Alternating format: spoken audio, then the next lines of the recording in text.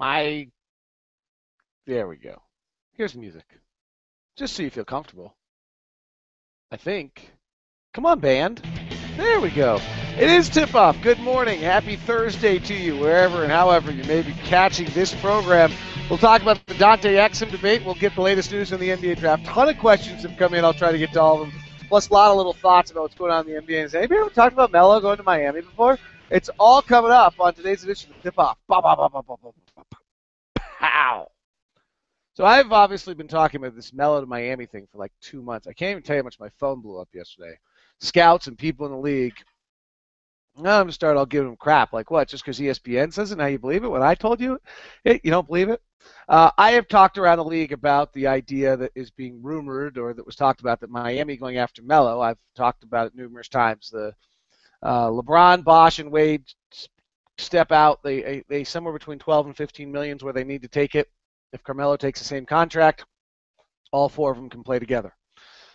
Be pretty incredible for players to bypass $10 million a year to go play for each other. In the case of Carmelo, they actually be bypassing even a little bit more. It'd be funny. We'd all hate it, but boy, it's everything we've ever asked the players to do, which is to play for the love of the game and to win, and rather than money.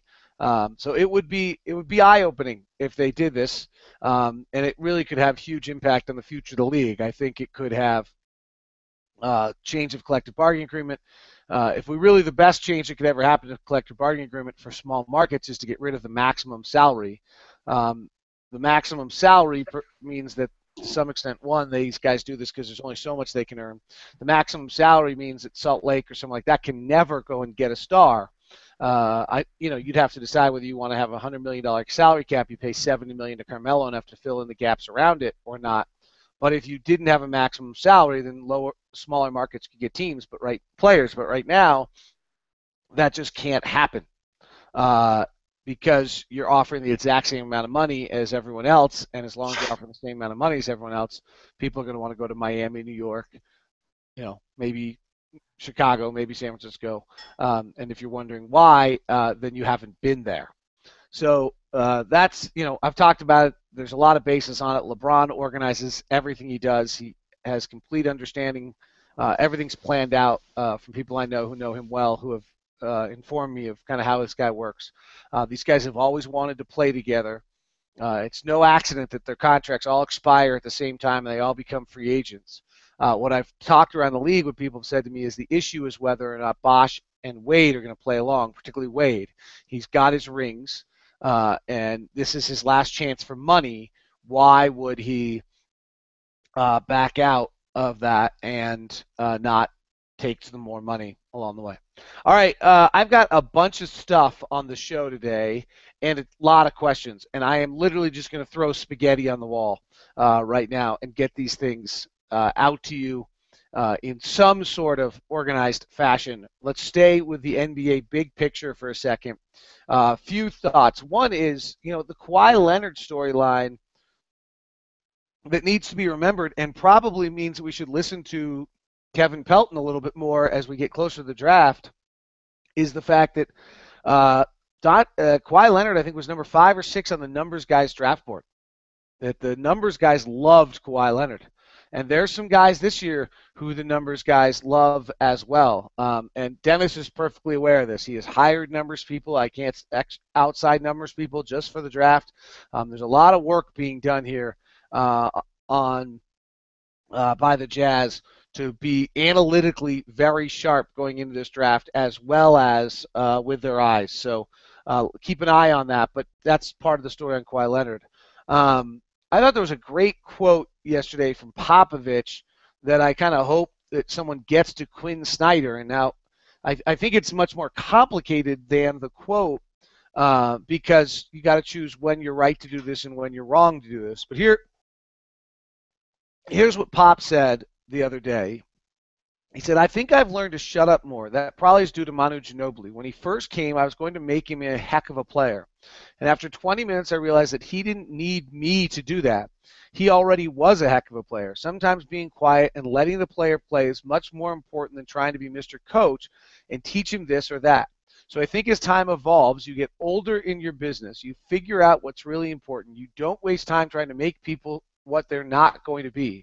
I don't make I didn't make him a competitor. There's no way I could make him a non-competitor. So you've got to figure out who people are and what they give you and take advantage of their positives. Now it's very easy to say that, and someone like Manu Ginobili makes you right. But I also would say that Danny Green is probably the opposite case.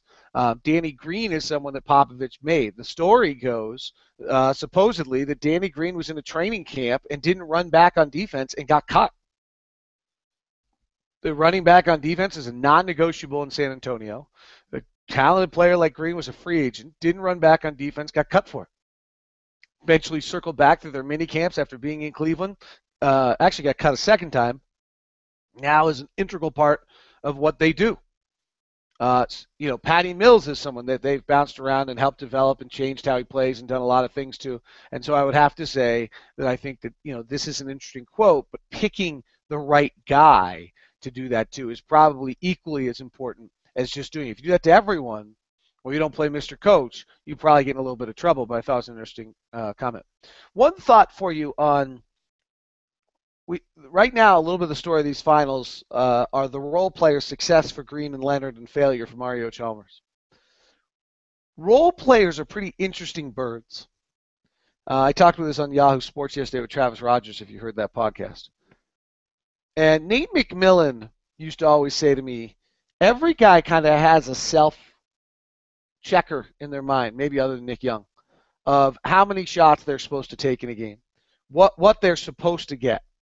And, one of the strategies he used to use when he went up against the Jazz with Brian Russell was I'll let him get some shots early because he'll start to hesitate. He knows Malone, Hornacek, Stockton are supposed to get those shots.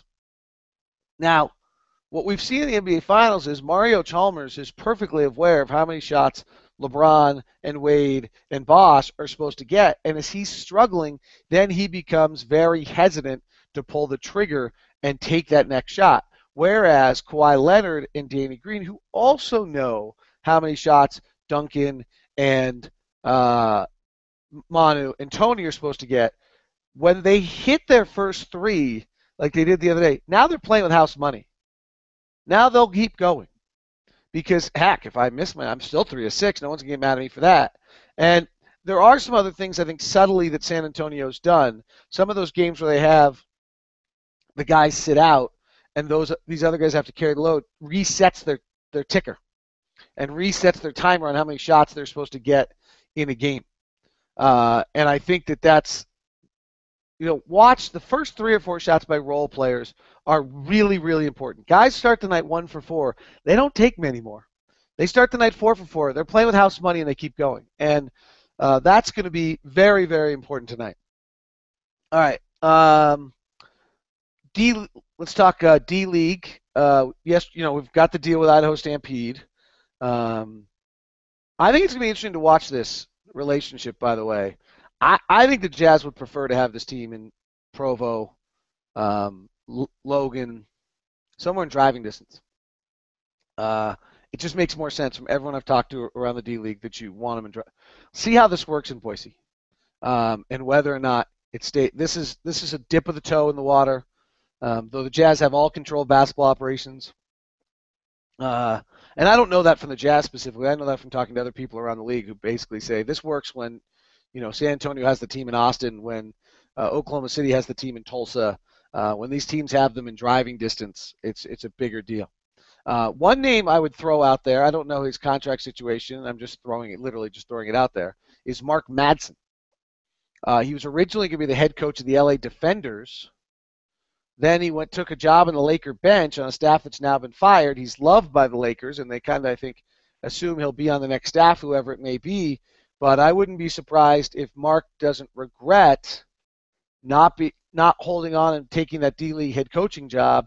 And so he was a D-League head coach and then moved to the bench before he ever got to be a D-League head coach.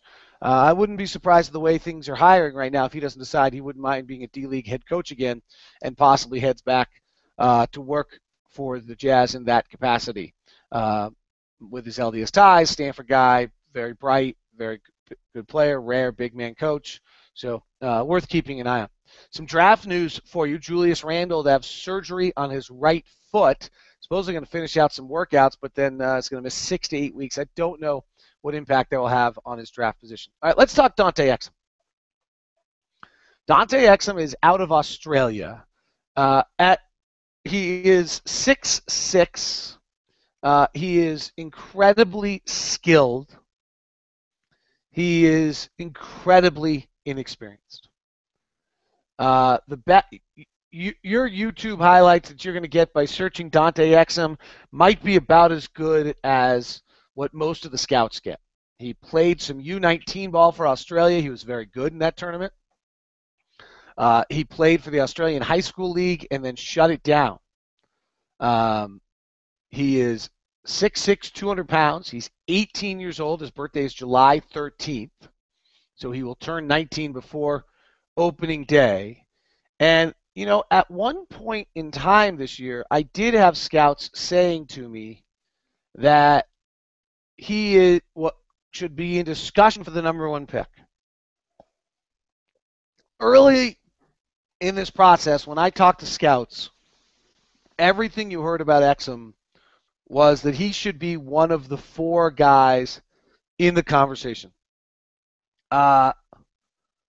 He has now slipped off that a little bit, though, in fairness, he's working out for Milwaukee on Saturday, who's got the number 2 pick. He's working out for Philadelphia, who's got the number 3 pick. So maybe he hasn't as much as one would think.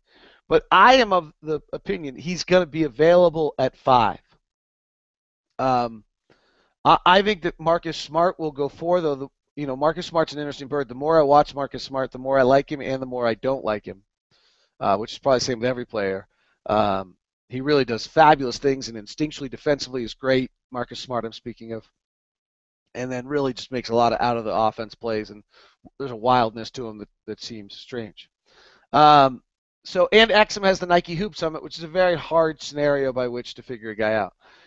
You watch Draft Express video, which we all can do, and I really got to say, I love the work Jonathan and those guys do. I hate their videos because they're just highlight after highlight after highlight after highlight, and then they're weakness after weakness after weakness, and there's no, I do them differently. I don't have the time they do or the staff they do, and I don't do them as well, and they don't look as clean. But I like to look at all of their pick and rolls together, all of their post-ups together. There's no question when you watch the video next, he's got an explosion. He's got a quickness. He's got a quickness with his handle. He seems to be able to pass. On those highlights, it's hard to tell when it's a blind squirrel finding the acorn. But he seems to be incredibly skilled. The question gets to be whether or not, how raw is he? Now, I asked the question yesterday on Twitter, if he's not going to help you at all in an initial year, are you still all right with the Jazz drafting him? And it's interesting. Most people said, yes, hey, we're not going to win it next year. We're in a process.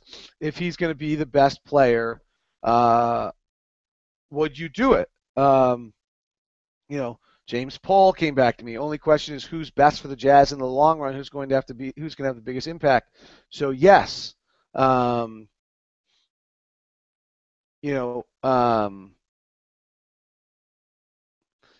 Other people said, wait a sec, this is how we felt about Cantor 3 years ago, that he would come, he'd be raw, and here looks still how raw he actually is still at this point, so I don't want to deal with it.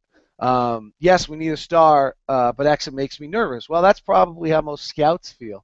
If Exum has a chance to be a star, but would likely help the Jazz little next year, I'm okay with it, he says. We need a star to win unless our goal is to be the 8 seed, which is meh.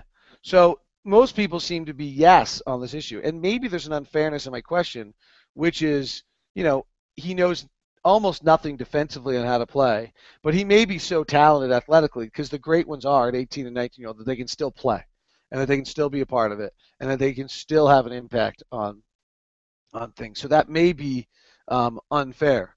The other interesting one on Exum is he has not said he'll work out with the Jazz yet, and with Boston and LA sitting behind us on the draft board, you wonder whether that's orchestrated. However, I do know the Jazz have interviewed Exum. They've taken time with him. They've done their due diligence, and while they probably would like to see him, they do not necessarily need to see him again before they make the pick. The Jazz are well prepared on him.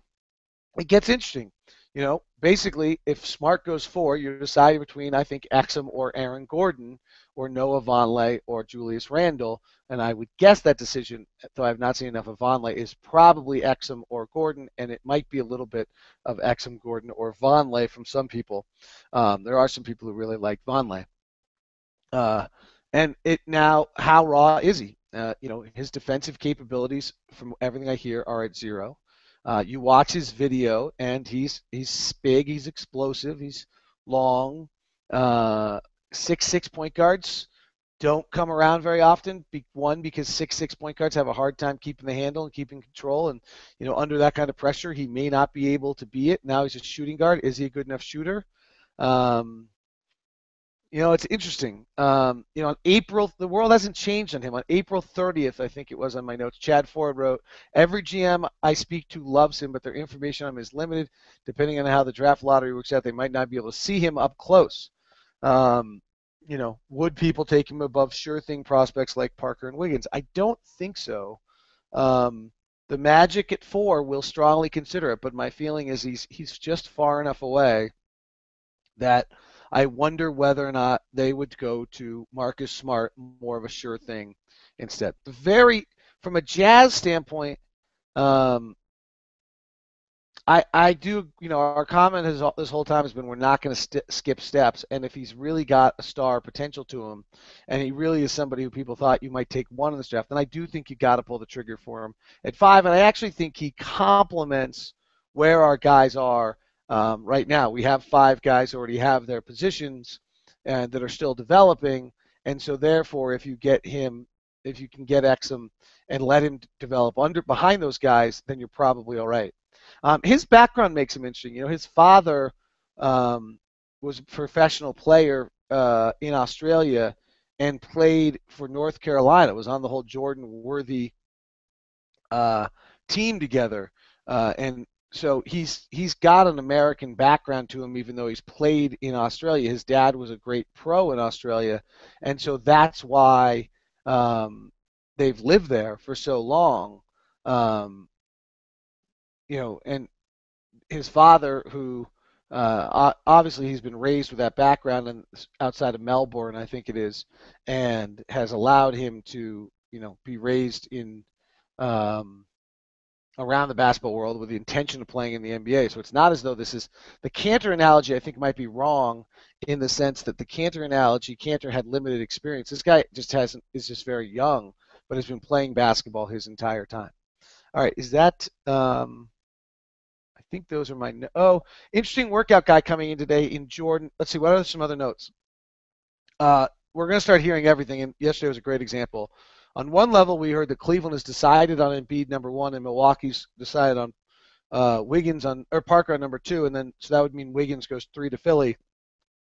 But we also heard that Philly called Cleveland to ask for the number 1 pick because they want to make sure they get Andrew Wiggins, except for the fact that we just had it the other way, that Andrew Wiggins, right? So, who knows how that what the truth is in there, but it does again sound like those 3 are going 1, 2, 3 in very little scenario where that happens elsewhere, and almost no scenario where they're willing to trade out of those spots.